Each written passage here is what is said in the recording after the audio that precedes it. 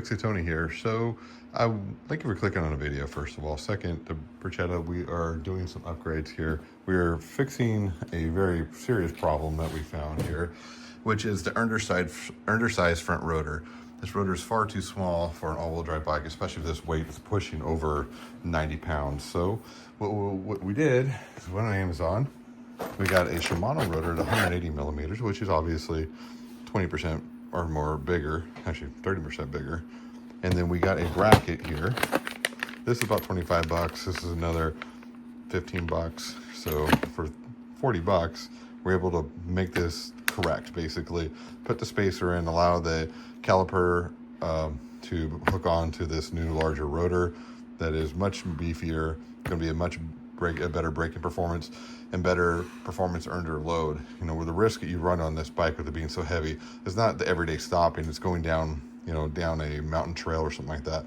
These brakes would quickly get overwhelmed. Having the bigger rotor does make the difference. More surface space and more better heat dissipation. So anyway, we're gonna get the front wheel off, and what we're gonna do that is remove these nuts.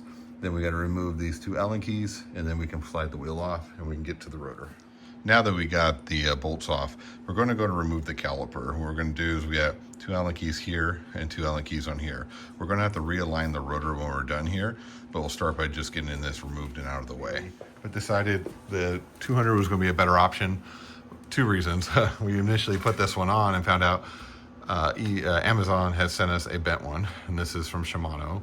And I knew that was probably the issue because it didn't come with the bolts or the holders, the keepers that normally come with these, which is a telltale sign this is probably a return. So in any case, we're going to go ahead and get this one off, get the much bigger one on. This is only 30 bucks, and you get a whole lot more braking surface, especially on a bike this powerful and this heavy. And then we went ahead and got this bracket here. What this is going to do is replace the original bracket. So we went ahead and installed it. It's just 2 bolts here, 2 bolts here. And you're not going to reuse any of the original washers. You're going to use the washers that come with it and some Loctite when you put this back together. So we went ahead and fast forwarded and put that on. So we're going to go ahead and take the keepers off and the nuts off here, and then detach the cable for the electrical. And we're going to get this wheel off, and we're going to take this rotor off and put the new rotor on. You just want to notate the orientation. Again, is very important. It'll have the rotation of the tire, and you want these against these kind of levers here. Sorry, levers, these brackets.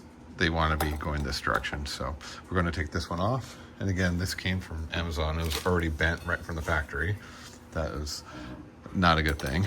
And so if you look at the sticker, it also gives you the sticker on the side that's supposed to be out. Also, these should come with the hardware to install them, which the new one did. The old one I got from Amazon, which we're sending back, did not. So you definitely want new hardware, because these do come with locks that make sure not only the thread lock, but also the locks on here, so these bolts don't come loose on you in any way. So we're going to go ahead and put these on, and then we'll reinstall the wheel. Again, just make sure the rotation is correct. You want to spin the rotor, but it'll be the opposite side because right now we're facing it.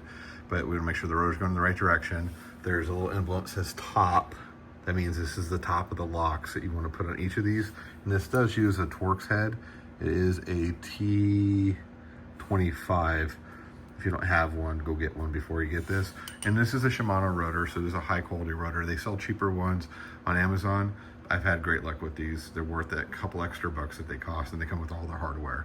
So we got this all together. We just want to make sure that our wires oriented the correct direction when it came off, so we can re-plug it back in, and we can go ahead and get ready to tighten our caliper up to get it centered here on the rotor. So again, the orientation, you have these little lock washers that are up here. They have to be oriented up so that they drop in. They want to be on the inside.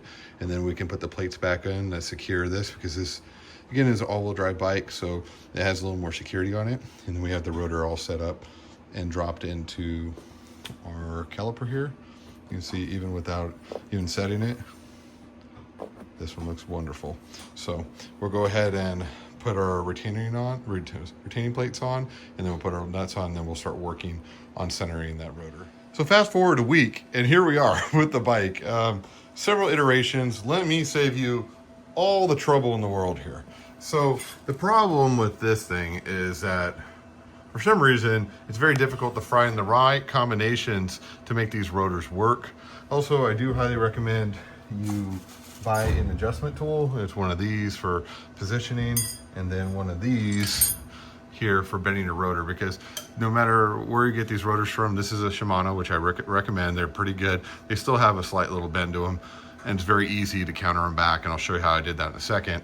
The brackets, there's this Shimano bracket, which will be in the description, and this one right here, an off-brand bracket. They all come with all the bolts and the spacers.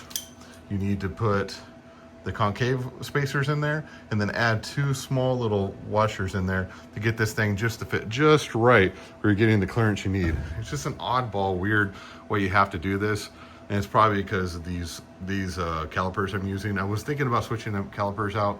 Probably still will eventually, but for right now, since these are brand new pads, I'm going to use them until they're dead, and then I'll decide what I want to do from there. So we have the Shimano 203 millimeter large brake rotor, which looks wonderful and is going to improve our braking, which I'm very happy about.